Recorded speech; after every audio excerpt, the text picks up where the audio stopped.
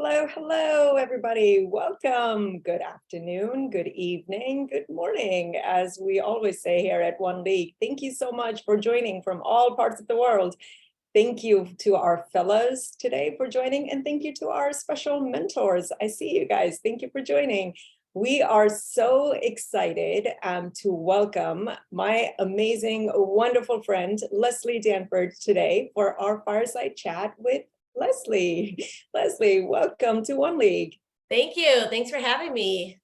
Amazing, amazing. All right, so I have the pleasure to introduce you all to Leslie. Leslie is a driven and passionate team and business leader with high growth, strategy, digital, and marketing experience. She is combining her personal interests with her formal business training to launch what she hopes will become the first scale brand in children's functional food and beverage industry, Vitaminis. Most recently, she served in a strategic growth role at SoftBank-backed OYO, the fastest growing hospitality company in the world. And our MBA fellows will recognize that brand very closely. Leslie began her career as a management consultant at Bain & Company, where she led projects across sales effectiveness, strategy, and performance improvement, among other areas. Leslie is an active volunteer. Like a lot. Yeah, it's amazing. It's amazing. I love the very diverse background, and we'd love to dive into all of that and get to know, all the different aspects of your career, Leslie, because it's very, very impressive. So Leslie is also an active volunteer and board member with the Youth Guidance, helping to ensure that at-risk high school students have access to the tools and support they need to take their lives in positive directions, as well as an active supporter of the foundation Fighting Blindness. Leslie earned her MBA from Harvard Business School, where I was fortunate enough to have Leslie as my section mate, and she has a BA from the University of Chicago with honors. So with that, Leslie, welcome again to One League. We're so delighted to have you. Thank you. Amazing. All right. So we love to dive right in, and we'd love to start by getting to know you a little bit better, Leslie. So I'd love to know a little bit more about your upbringing. Can you tell us a bit about what you were like as a kid? Yeah, it's so interesting that you asked that question, because I do feel like the way you grew up and some of the values you grew up with do kind of shape you, and you realize it more and more as you get older. But I was an only child for most of my life, which probably explains a lot. And my mother was a management consultant, so she actually worked for Deloitte in the 80s, which at that time, there weren't many women in the workforce.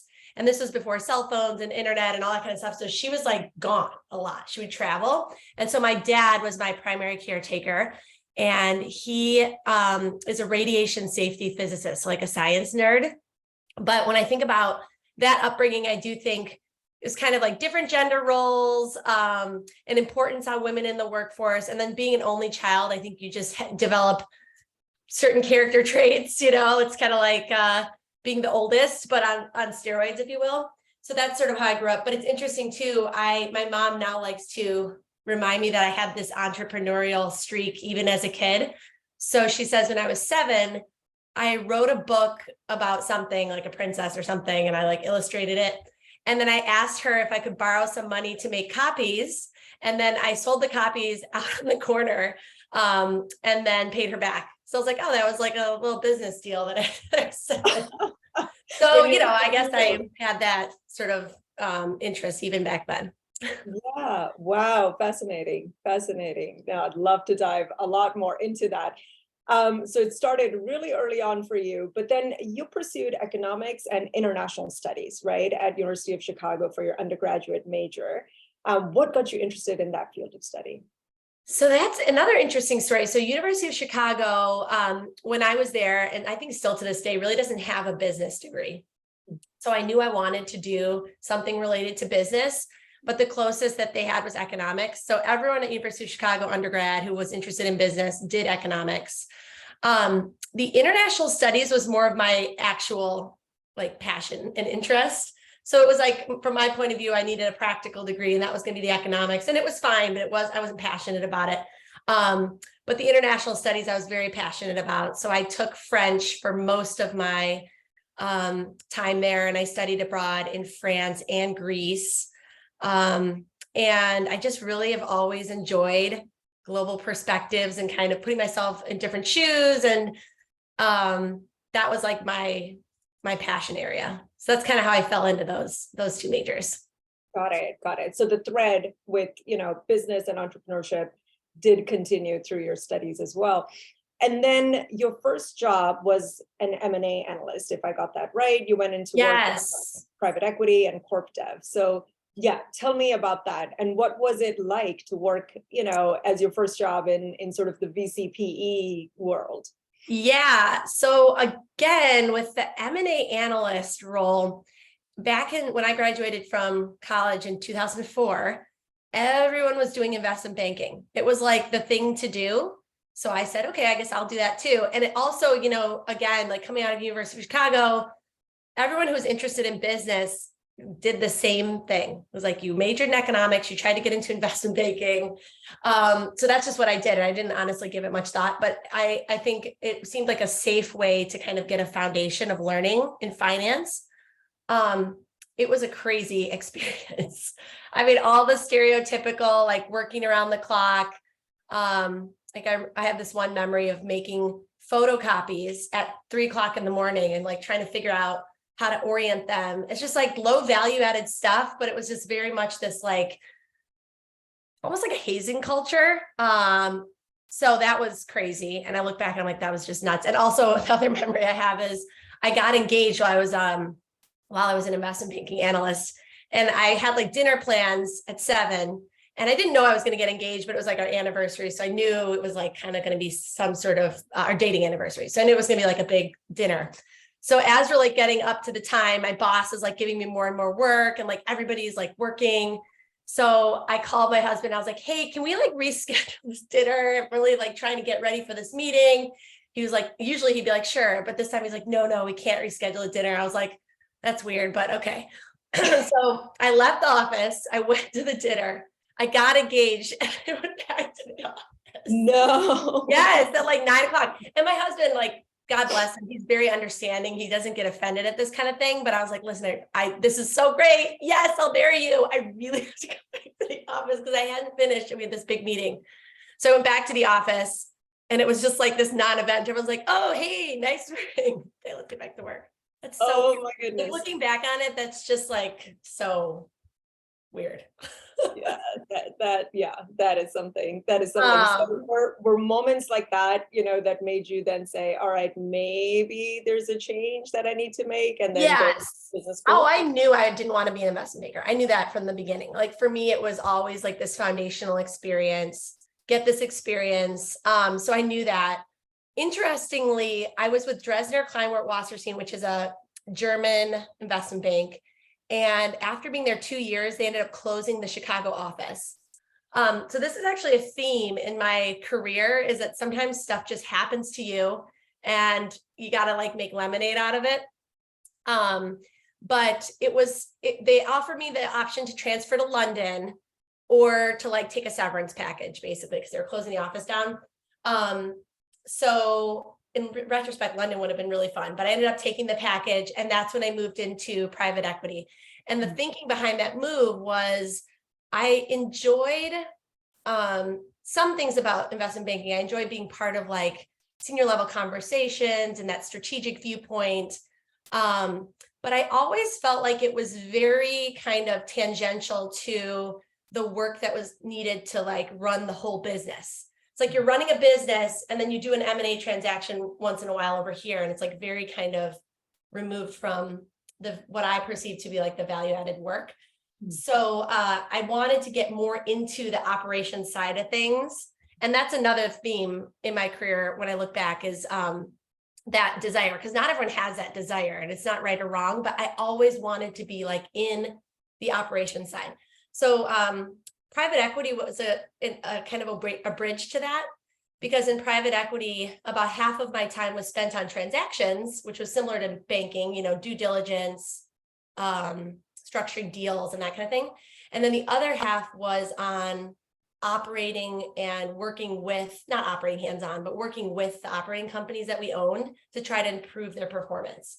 And so I was kind of like shifting more into that operating lens. And I loved that part of it. Like I loved like going out in the field and seeing what we could do to help improve the profits and the sales of these companies. I had so much more fun doing that than I did on the deal side of things. Mm-hmm. And what led you to business school, or did you always know that you were going to? That's another funny story. I actually, when they closed the office at Dresner, I had applied to business school as sort of like a backup plan. So it was like, okay, I just got laid off.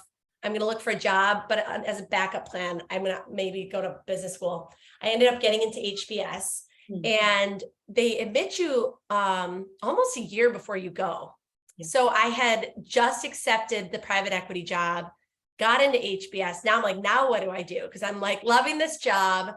And I tried to defer HBS by a year, and they just do not do it. It's like the only way you can get a deferral is if you have like a doctor's note, like a medical reason. And so my husband and I had this heart to heart where it was like, there's a really good chance you may not get in again. Like you kind of have to do it. Like if that, I didn't think I would get in. I really didn't. And so when I got in, I was like, I got to do this. So I only worked at that private equity company for 1 year, and I would have definitely stayed longer. I think it was a great experience, but you know, life kind of throws these twists at you. And so, one of the things a mentor has said to me that I think is so true is you have to kind of make decisions not based on fear or like running away from something, but based on potential and running towards something. And I think that was a great example. I had just gotten married, right? So I was married for 1 year. We lived in Chicago, business schools in Boston. I had a great job. I was getting a salary. And it's like, you got to decide, do you want to kind of like take the chance and pursue it or not? So that's how I ended up going to HBS. But I did know I wanted to go to business school. Yeah. Got it. I want to go back just for one sec. You know, you used the word kind of, you got laid off. What was it like? And I know, you know, it's sort of tough economic conditions right now, but what was it like for you to just of that an office closure? Really good question. So now I've been working for like 18 years or something like that. I've gotten laid off 3 times. It sucks. Like there's just no better way to put it. But I think especially as a young person, you know, when you're just getting started and you're full of energy, and it feels like when you're 20 something, you feel like everything hinges on this one thing. It's like, you got to get this right. And you just don't have the perspective that life is long and things go wrong and there's gonna be different twists and turns. It was honestly was a really big blow to my self-esteem, because it's like, I literally, looking back, I literally thought this could be like the end of my career. I fought so hard to get into investment. I mean, it's ludicrous, like looking back, but that's how it feels at the time. You know, it's like I worked so hard. I competed with all these people to get this investment banking job. I got it. And now I'm just like kicked to the curb. And it's hard to look for a job when you aren't employed currently too. It's just like a little bit of a different vibe. And of course you're keeping track at that point of what everyone else from your class is doing. And so it was really tough. So I would say there was like a month or 2 of just like moping around. And then getting off my tail and applying to business school and applying to jobs. But when I tell the story, it's easy to be like, oh, and then I just got laid off, and then I did this, and then I did that. But like in reality, it was hard. But like, that's how life is. And like, that was just one of many twists that have happened, and you just got to like make the lemonade out of it. Yeah. No, I see that theme. And then what was the business school experience like for you? And then especially, and we'll talk a lot more about this, you know, later on, but in your entrepreneurial journey, do you remember things that, you know, happened in class that you learned in the HBS curriculum, the case study method? Because the One League fellows are going through exactly that same experience, the One League MBA fellows, I should say. So yeah, what was the HBS experience like for you?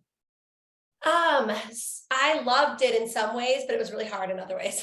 So, I think the biggest thing I got out of it was the relationships, which is so funny because before you all joined, I was telling Umaima that like literally her passions about education and this mission that One League has were the same things that she was passionate about in 2007.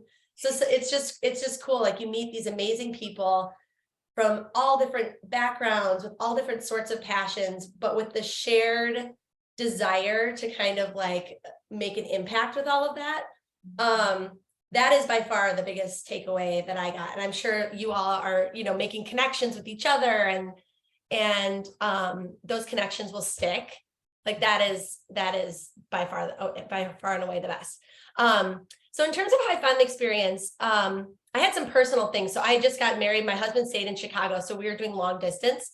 So that was, in some ways, it was difficult to be away from them, and away from him. In some ways, it made it easier because I could kind of throw myself into the business school experience, and I didn't feel like I was torn between, when he was visiting, I was with him. When he was gone, I was fully in the experience.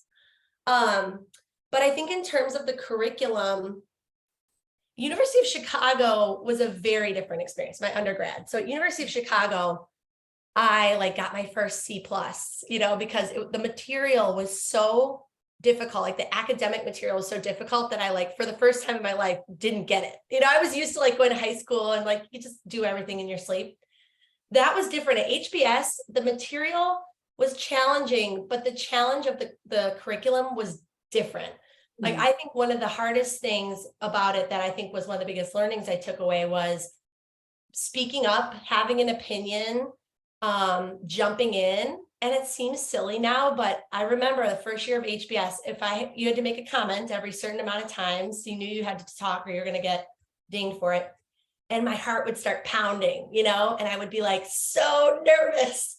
And then I would second guess, is this comment really a good comment? Is not a good comment? Is this what so-and-so said? Just a little different? Is everyone going to think it's this, whatever?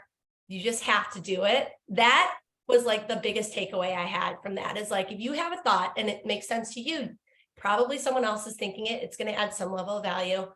That I think was that was a foundational skill to be able to just speak up and have an opinion, which sounds silly, but that was one of the biggest takeaways I took from HBS. Yeah. Solomon says real feelings, and I see Hala had the same experience at HBS, and so did I. The hard thing, still remember it. But it does make a big difference, right? Where in real life too, you have to be able to kind of share your opinions, be able to stick with them, and be able to really make the case. So really, really important skills, but not very easy. And I'm sure everyone here can relate to that. So thanks for sharing that. And then after HBS, you worked at Bain & Company, and you were there for 6 years, and you became a principal there. What was that experience like? And what I can see already is that, as you were saying, you were getting closer and closer, to operating, and getting inside a company and getting really closely working with companies.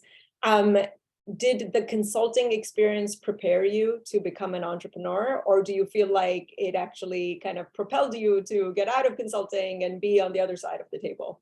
Both of them, honestly. So my story of how I ended up in consulting is very similar to how it ended up in banking.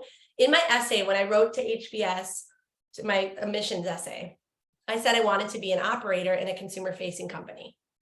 And then I ended up going, and then you get in this recruiting engine and everyone's doing consulting. Now it's 2007, everyone's doing consulting. Everyone used to be doing banking. I didn't realize I was such a groupie, but you're just totally on trend. You're I know, but it's sort of looking back, it's so interesting. I wonder, what does that say about me? But the pitch by the consulting firms at that time was, join consulting, get this foundation across all these different functions, all these different industries, and then launch your career as an operator, and you will kind of have a leg up or more experience or jump ahead or whatever. And I do think that was somewhat true. I think it's somewhat of a line, and it's funny. And I love consulting, so I'm not I wouldn't change anything about joining Bain. I loved Bain. But I heard now on campus, the consulting firms are saying, oh, want to be an entrepreneur? Do consulting first. It's it's whatever your goals are, there's some explanation for why consulting would be a good foundation. And it is somewhat true. But that's how I ended up joining. 6 years is a long time. I did love it. And it kind of the time went by. I probably could have left sooner. I do think it helped me be an entrepreneur to some extent. So I think one thing, and as I was thinking about this conversation, I was reflecting back. I think one thing about consulting is you're thrown into these situations and you don't really know anything. Like it's like a company, you don't know, you're not in that industry, you don't work for that company. All you are is a smart, driven person that can figure stuff out. And so you think, okay, I'm gonna roll up my sleeves, I'm gonna look at the data, I'm gonna try to come up with something and add some value. And that I think is a great skill for being an entrepreneur, because when you're an entrepreneur, you have no idea what you're doing. You don't know what's going to happen. You don't know anything. You're just like moment by moment, like trying to figure out, pivot, adjust. So that was I think that was very valuable. But over time, as I'd been there longer, it became a lot more theoretical. Like as you get to be more senior, your team is kind of working on the ground and you're kind of summarizing things and you're in the slides more and you're not in the ops as much. And that I think as the time went by, I was reminded that what I really love is to really be in the operating side of things. And so that kind of pushed me to leave. So it's both. Yeah, got it. And then to maybe jump to, another great experience on your resume, I'm sure our MBA fellows would love to learn a lot more about that. You were the general manager and region head of for Midwest, right, for OYO. Yes. And I think we did a case on OYO and in marketing, and Abhinav Sinha, who's both Leslie and my section mate from Section J at HBS, was there to talk about his experience. But Leslie, what was that like for you? And, maybe tell us a little bit more about sort of the crazy ride and SoftBank, what does it mean to be backed by, an entity like SoftBank? And then, what was that experience like? Yes, that was a crazy experience. But I was at Beam Suntory when Abhinav, who's also our section mate, so I knew him pretty well. I somehow got connected to him about this role. And we started talking about it, and it was so exciting because OYO had just raised $1 billion. They had kind of established their business model in primarily India, and they were looking to come disrupt the US market. And if anyone's like familiar with the US lower end hotel market, it needs disruption. And it's sort of a shame that COVID kind of like messed everything up there. But it's like, Motel 6, Super 8, they don't offer a lot of value. The brands are kind of weak, and there's just a big opportunity there. So it was like, we got $1 billion. Let's like grow this company. Very exciting.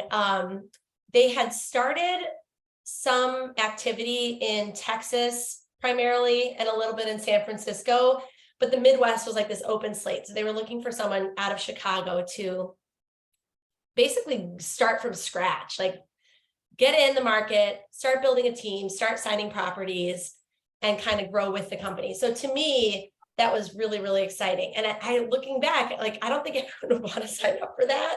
In fact, my boss at Beam, he's in the brand management area. He's like, well, how big is your P&L at OYO? And I was like, 0. And he was like, what? Why would you ever do that? And I was like, I don't know. It just sounds fun. But it was crazy. It was really crazy. So I joined there in like July. And I remember like 3 days into the job. So or maybe it was like 5 days in the job. I started on Monday, I got like onboarded, I talked to everybody. On Saturday, I get a WhatsApp. Everything was on WhatsApp. I got a WhatsApp on Saturday morning, and I was like with friends at a lake house. So we were like swimming and stuff. Like at my phone, like, oh, it was like Ritesh, the CEO of OYO, wants to talk to you. And I was like, oh my gosh. It's like, he wants to talk to you like 1 hour. So I'm like, oh, and it was like a video. So I like get out, I get dressed, I like find a place at this lake house to like get on the phone with him. And he's like, you've been here a week. Like, why don't we have more going on in Chicago? And it was like, oh, and that was, I remember a wake up call, like, this is the pace we're going to be moving at. Like 1 week, what have you been doing? So after that call, I ended up spending 2 weeks. And it was great that he said that to me, because it was like, oh, you need to shift course into like high gear now. So the next 2 weeks after I talked to him, I jumped in my car. I had this list of hotels because I didn't have a team yet. Like it was just me. I had a list of hotels in the area, either independents or franchise with other brands. And I literally just drove around, and I think I drove to like 100 hotels the first week. I just like took a map and like just routed around and like went in, knocked on the door. Hey, this is OYO, et cetera, et cetera. I do think we got a couple of deals out of that push. But it was honestly, it was great that I did that, because I understood much, much better about what I should be doing and what I needed to be doing after having that exercise. But I tell that story because it was just like, that was what it was like to work at OYO. Every day it was like, like, it's just crazy, so crazy. But I ended up signing, we had a $35 million P&L when I left after like, not even a year, almost a year, and 120 people that I hired with like combination of personally hiring, but also we had multiple recruiting companies on the ground, like bringing in sales and operations folks. And I had a 10-state region, but like, that is just crazy. That is crazy. Wow. Wow. What a ride. What a ride. And then I love your example. Thank you for sharing, how you just kind of went on the road and just really got to talk to, customers.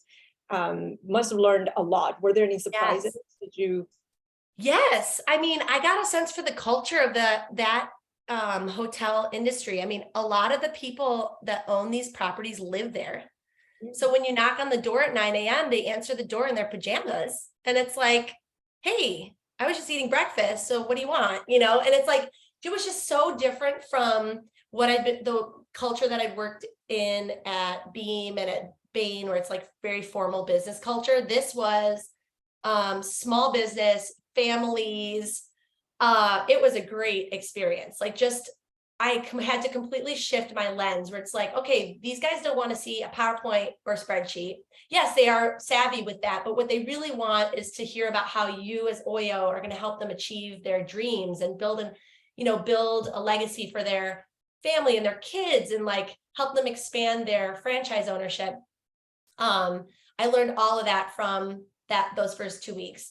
And then the other thing, I don't know if like Abhinav talked about this when he did the section, but a lot of the hotel owners in the US, I think it's 70%, are Gujarati Indian. So it was like this very, very specific culture. And I had dinner with several of them. Like, they love like introducing the culture to me. And so I think that was also just really valuable, because anytime you're in a sales position, it can't just be about pushing what you're trying to sell. You have to really understand who's your audience, what do they want, what are their priorities. And I got like a crash course in that.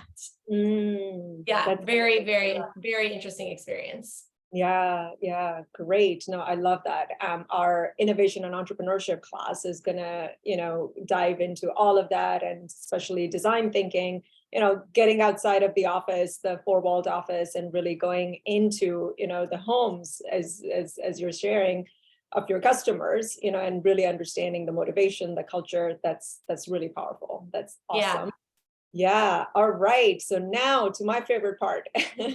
Now we come to you're the founder of an incredibly cool brand, Vitaminis. I love the, everything that I see there behind you. I am a customer. I was one of, I should probably can say this, right? That I'm probably one of the first customers. Probably, yeah. Probably, yeah. Yes. Out of my stock right now, so it's all consumed. But I remember it was my daughter's first day of school, and I just put it all out for her, and I took a picture of it because it just looks so cute. It's like one of those brands that gives you joy, and it's good for you. It's nutritious. So tell us about Vitaminis. Yes. We're just yesterday in our innovation entrepreneurship class, we were talking about vision and mission and strategy. So tell us about the vision of Vitaminis, and tell us about, how did you come about thinking about, founding this brand? Yes. So, yeah, you totally were. And I remember that post you did with that first day of school was so cute. It was like Pinterest worthy. So let's see. The mission for Vitaminis for me is, I think that every kid, family, parent deserves a really easy and convenient way to get their nutritional needs met. It shouldn't be painful. It shouldn't taste bad. It shouldn't be a lot of work. And it should definitely not be a compromise to your health in terms of sugar, weird ingredients, anything like that. So that's kind of my goal, and my vision for the company would be to be the first scale brand that has a family-friendly functional food and beverage offering. So if you think about a lot of the functional food and beverage brands, Athletic Greens, Vital Proteins, they're all very adult-oriented in terms of their ingredients, marketing. They're not necessarily clean enough that you would give them to a kid. So I'm envisioning something that you just put in the fridge, everyone grabs one, it's easy. So that's it. And I have them here too. So we've got these two little drink shots. So how did it start? So this is another example of like making lemonade again. So I was with OYO, like firing on all cylinders, had my team of 120 people, finally getting things off the ground, enjoying it. I was like on the road, visiting all the properties every week, and COVID hit. And I remember when it first hit, it was like mid-March or something when it really started to get into the news. And everyone was like, oh, but this will be over like mid-April. Everyone will be back. Like as the days go by, you're like, oh, this is not. So yeah, it was like this very abrupt stop, because not only the impact on the hotel industry is a sort of a separate longer term thing, but in the very near term, me and my team, our job was to drive around and meet people. And you can't really, I mean, we just couldn't do it. So it was like everything stopped. Fast forward, everyone got furloughed, which basically means laid off. I didn't even know what furloughed was. It means laid off. It was like sounds better, but it's like the word. It's during COVID. So and because of COVID, I had 3 kids at the time, and they were 7, 5, and 3 or something, like young. They were all in daycare or kindergarten, and that all closed down. So it's like if you had a nanny, you could maybe your nanny would keep working, but if your kids are in school or daycare, that was gone. And my husband had always worked remotely, so he was still working. So suddenly I'm basically a stay-at-home mom. So my kids are kicked out of school.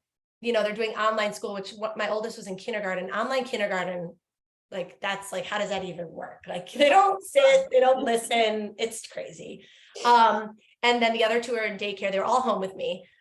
And so that was like a very abrupt shift from working at OYO to being basically a stay-at-home mom. But immediately, I'm not like a cook everything, juice everything, make everything from scratch kind of a person. Some people enjoy that. My husband actually loves cooking. I do not. So my immediate need was like, I just need easy nutritional things that I can serve and do that are not gonna take me half a day to prepare. I've got 3 kids on time, like, and the options are just bad. And I'd always been annoyed by the options. But it was back front of mind. Everything's full of sugar, nutritional value is not there. So there was that dynamic. And then as the 2020 was progressing, we ended up moving. And then our kids by the fall were going to go back to school. And it was like a hybrid, like they like half of them go back to school in their masks, and then the other half, and they sit them 6 feet apart and all that kind of thing. And so I was investigating immune support, like how can I like make sure their immune systems are fully, you know, up to speed and healthy, and what kind of vitamins, and nothing out there was kid friendly. Everything was like sugary gummy vitamins. And when you have 3 kids and the serving is like 4 to 6 vitamins a kid, you're handing out like handfuls of candy every morning. And then everything else was like ginger, turmeric shots, that kind of thing. I was like, this is not gonna go over. I don't even like ginger. So I'm like, this is not gonna work. So that was sort of where the idea for immune support came from. And it was during COVID. So it was like just very top of mind. And then I ended up talking to a bunch of different moms, getting a lot of different input about like what formats and what characteristics and everything. And that's kind of where this product came from. And then also during that stay-at-home mom phase, one of my kids had a bunch of tummy troubles. And again, there was no good option for addressing that unless you want to jump straight to like medicine, which seemed awfully harsh. So that's where this gut health came in, which is probiotics and fiber. And I wanted something like clean, natural, easy, whatever. And I honestly just started tinkering with the idea. And next thing, it wasn't like I made a decision, I'm gonna start a company today. It was like, oh, I wonder, what about this? Or what about that? And like things led one to the next. And before I knew it, I was like, oh, I guess I'm actually gonna try this out. Amazing. And I mean, it is a physical product, you know, it's something that you consume, that kids consume. So not an easy business to get into. What were some of the first steps beyond sort of, which is amazing to hear also that, you know, you just spoke with a lot of potential customers, got feedback from moms and, you know, perhaps from kids. But in terms of when you were ready to kind of say, okay, now I'm going to package this up, I'm going to actually work with a supplier, you know, what were some of the steps in making this real? So I it was a lot of just trial and error. And I think this is kind of back to the consulting conversation. What did consulting teach you? Like in consulting, if you didn't know what was going on, you just start digging around and trying to figure it out. And that's literally what I did. So a lot of it, I got a lot of value out of talking to other entrepreneurs. And some of that is in the form of like one-on-one conversations, but there are many groups out there. So there's a group I'm thinking of right now called Startup CPG. There's thousands of consumer product startup founders in that group. And they have a Slack channel, and you can just throw questions on the Slack channel. Hey, has anyone ever worked with like a good formulator that helps make beverages? Or like, does anyone know of a list of co-packers or like packaging referrals or whatever? And so that was very, very valuable. And then a lot of it was just digging. I had worked in beverages before, which probably is why I ended up with this format. It was like a little bit familiar to me. I was in adult beverages, so it's a little different, but I was familiar with the concept of like beverage formulators, co-packers, that structure. And so that gave me some direction. But a lot of it then was like just finding lists and calling, talking to them, getting references, just seeing if their values were aligned. Like that's another thing I've noticed. Like there are a lot of providers out there whose values are not aligned with Vitaminis. They like, oh, what's wrong with preservatives, or why don't you want to have sugar? What's wrong with that? It's like you can just get a sense for the people that understand and can kind of work with you on that. But one thing that is nice about consumer, it's different from other industries, is it's very feasible to do it as a solo entrepreneur because everything is very easily outsourced. Whereas I think in like maybe a tech startup, you have to have like a software developer working to code for you full time or something like that.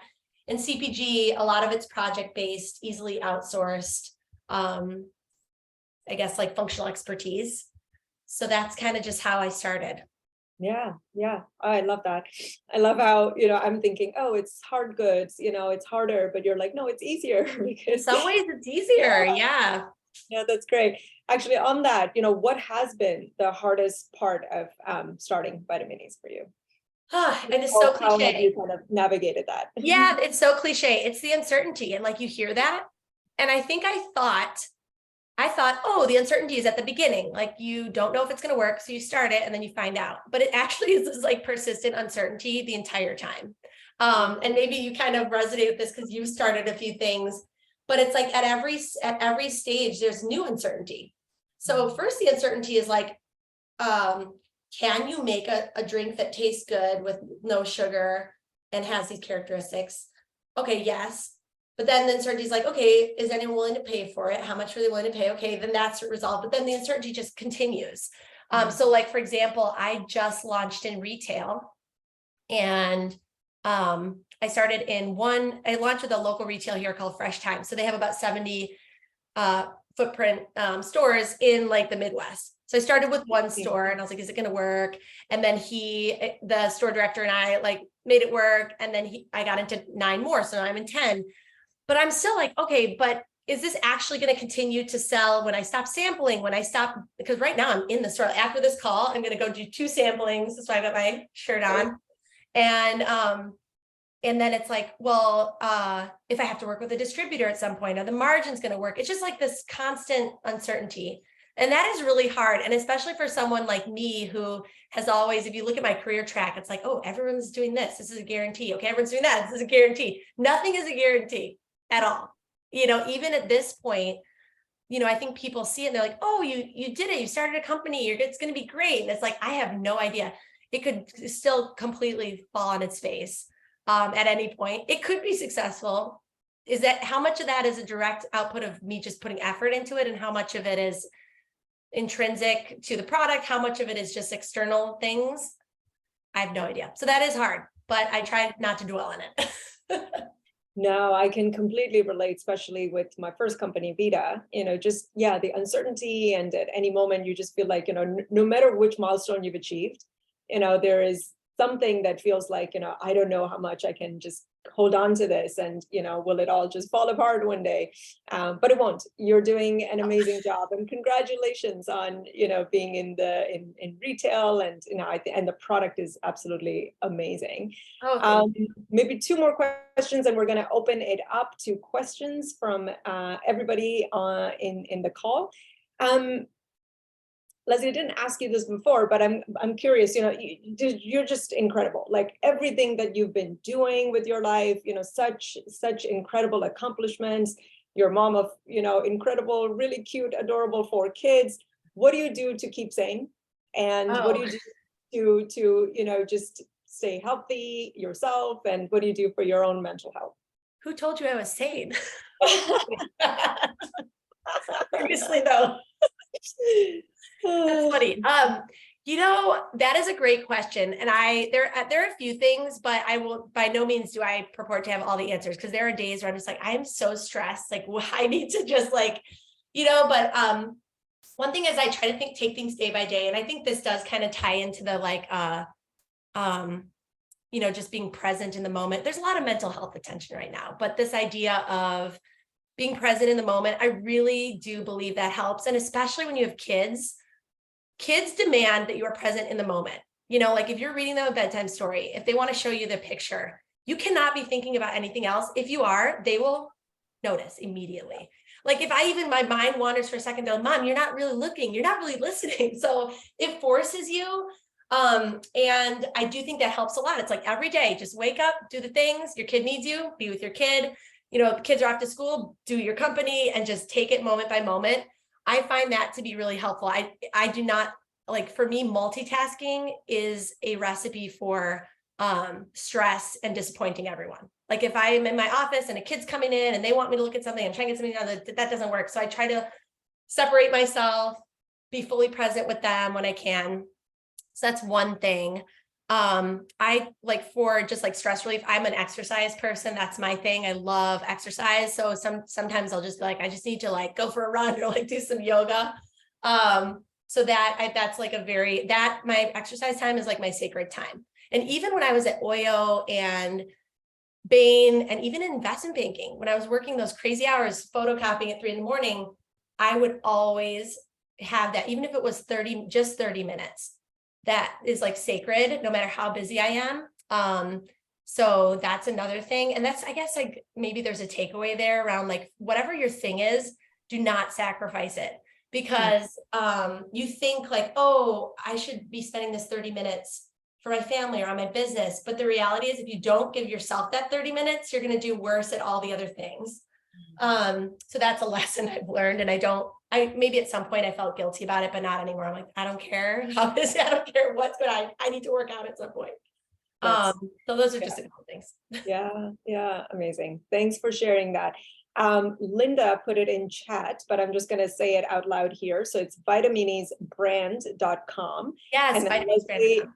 Yes, and Leslie's given us a free shipping code. It's free ship and a 20% off first order, which is VitaFam20. So Linda, if you don't mind putting it back in the chat again for anyone. There we go. I just dropped it too. Yeah, yes. Thank you. Yeah, amazing. All right, I'm going to ask my last question, and we're going to open it up to Q&A for our fellows and everyone in the audience. And if you don't mind putting your question in chat, and then why don't you go ahead and upvote the question? Everyone else can upvote the questions that you love. And I will be then asking you to ask the question live of Leslie, but feel free to start putting them in chat. So Leslie, my last question to you is just what advice would you give to our One League fellows that are embarking on their own entrepreneurial journeys, or they're in their second years for MBA and getting ready to think about life after MBA? Oh man, I guess my biggest advice is try not to hold on to some ideal vision of what it's going to be like. You just don't know your career, your business, how long it's going to take, what life's going to throw at you. Try not to get too attached to some vision, because you just never know. And it does work out. It does work out in the end. Even things that feel difficult at the time or a challenge end up being some of the things that steer you in the best directions. So that's one piece of advice. I don't know. And then I guess a specific to being an entrepreneur, it is a very big commitment. Everyone, I mean, you know that, but like years and years and years, I think it's like, and from your Vita, it's like you think, oh, I'll do this for a couple of years and see if it works, whatever. But it's much more than that. It reaches into every aspect of your life. It lasts and lasts. It goes on and on. So I don't say that to like scare anyone away. Like, again, I think you should make decisions not based on fear, but based on like opportunities. So it shouldn't change anything, but just know that. And, if it takes longer than you thought, that's fine. That's normal. If it doesn't go the way you thought, or it's not as successful as you thought, that's probably just how it's been for everyone. So that's just some advice that comes to mind. Love it. Thank you. Thank you for sharing. All right. We're seeing questions coming in chat. So I'm going to first invite Alejandro from Colombia. Alejandro, please go ahead and you can unmute yourself and ask your question. Okay, thank you so much for this great talk. I just wanted to ask to you, Leslie, what were some of the biggest financial challenges Vitaminis faced in its early stages, and how did the company overcome them? Thank you. Yes, every day is a new financial challenge. I think, where do I begin? So I'm a self-funded startup, so that's a little bit different. I'm further along in my career than maybe a lot of founders. So I had the benefit of savings, and my husband and I kind of decided that we were okay putting some of that towards Vitaminis. So that's different. In some ways it's better, and in some ways it's worse. But I will say that like getting any startup off the ground, everything is always going to take longer and be more expensive than you thought. So that's been some of the biggest challenge is, you have to kind of adjust as you go, in terms of what it's going to take to get it up off the ground, what it's going to take to get it into retail.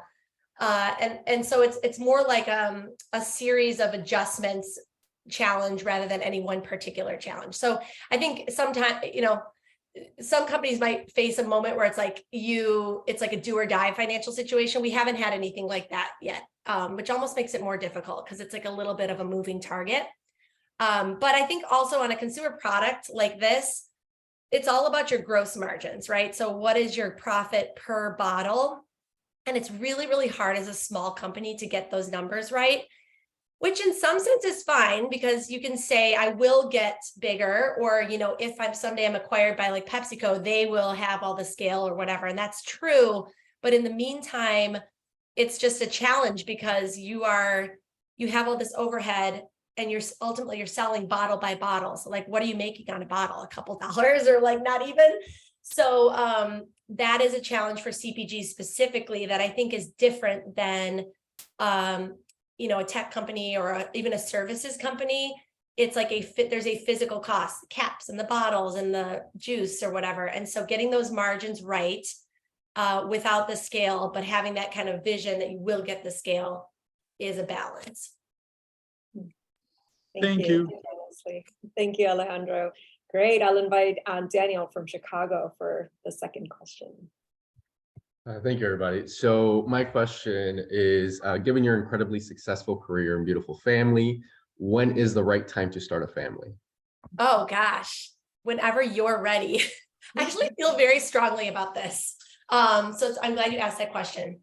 I know many people that have put off starting family. One person I'm thinking of in particular, he's now in his late 30s. He started a company, was a successful exit. He made a ton of money, but the whole time he didn't really date. He didn't get married. And he was like, I'll do all that later.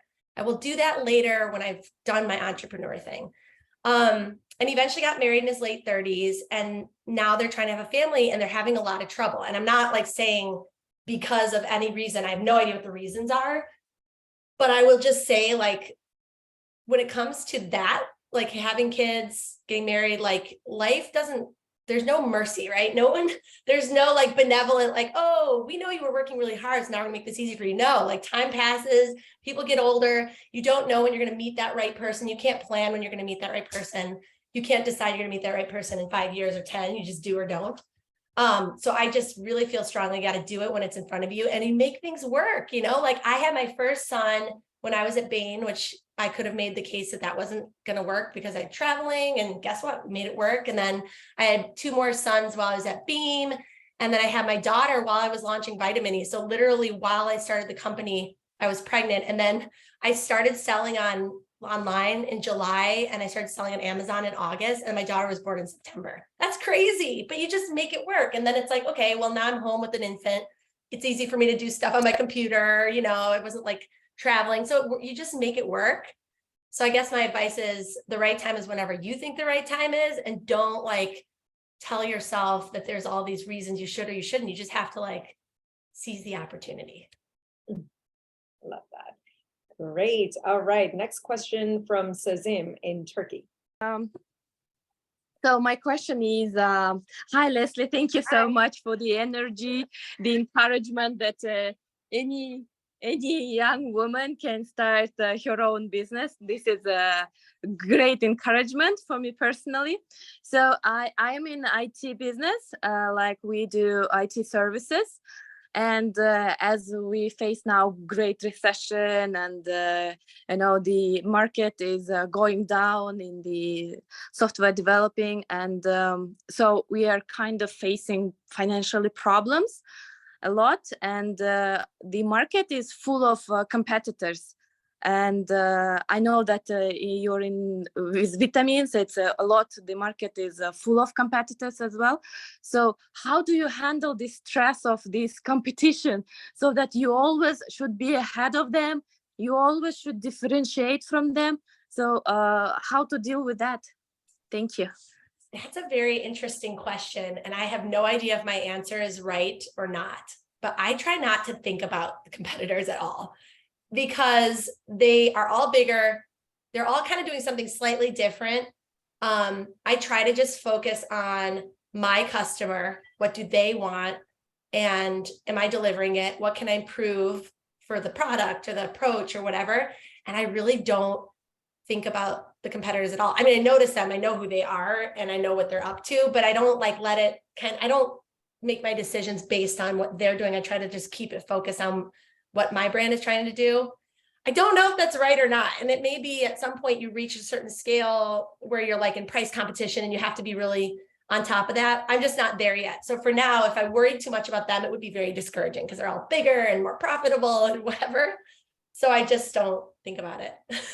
Put my head in the sand. Thank you. It's a good advice. Really good. Thank you. Appreciate it. You'll go disrupt all of them, Clay Christensen. Yeah. Nice. All right. Next question from Chun from New Zealand. Thank you so much.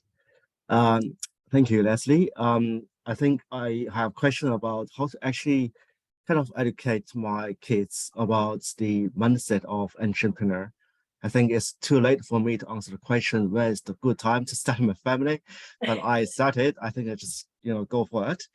I did want to actually try to use the way that the best way to actually grow their mindset is by doing. So I'm going to do it. So to show them, I have 2 daughters, one is 4 and one is 6. So I just want to get your opinion about how to actually grow my kids' mindset around entrepreneur. Thank you. That's so awesome. I mean, first of all, I think the fact that you want to do it is like huge in and of itself.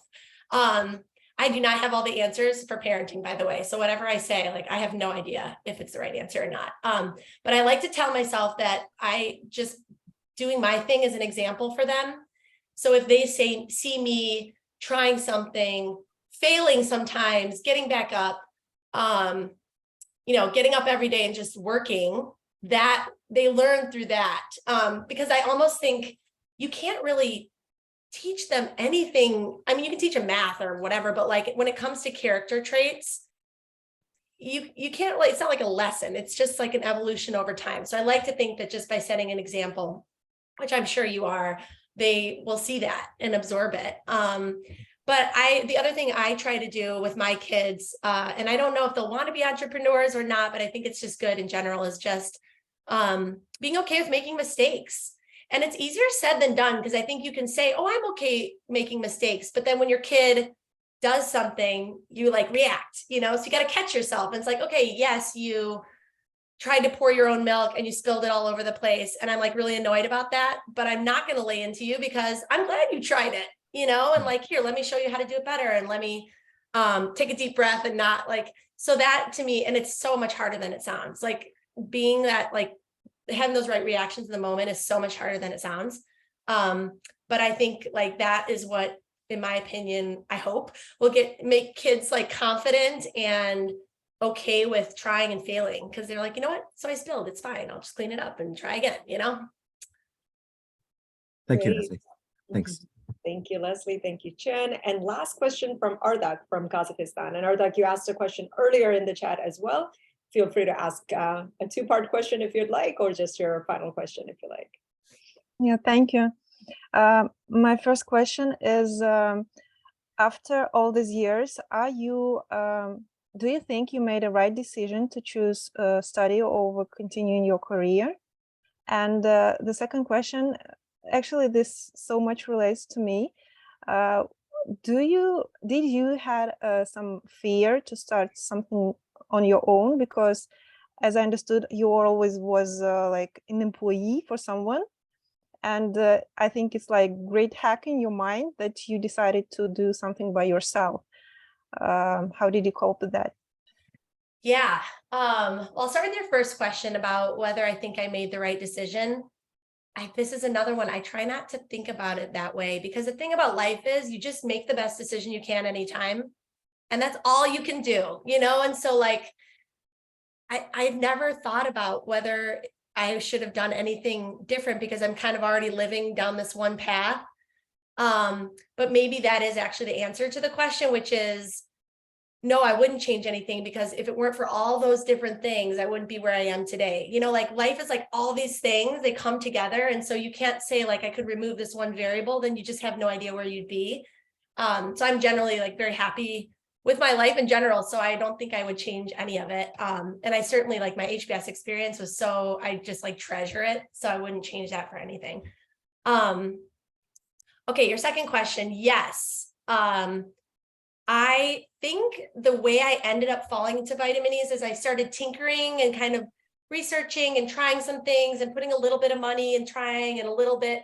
And so that made it easier, because it wasn't like one day I just dove in. I kind of like eased in, but it's scary. And I remember actually the first time I put the product out in the world, I thought, this is so embarrassing. What if people don't like it? What if they think it's stupid? What, you know, it's like, so what? But yeah, it was scary for sure. And a very big change. And I still live with that like every day. It's a lot of risk. Leslie, thank you so much. Thank you so much, fellows, for your awesome questions. Thank you, everybody, for joining. And Leslie, thank you so much for just those authentic, really insightful, and really inspiring responses and the conversation. So enjoyed having you. Thank you so, so much, everybody. Have an awesome weekend. Thank you. Have a great weekend, everyone. Bye. Thank you.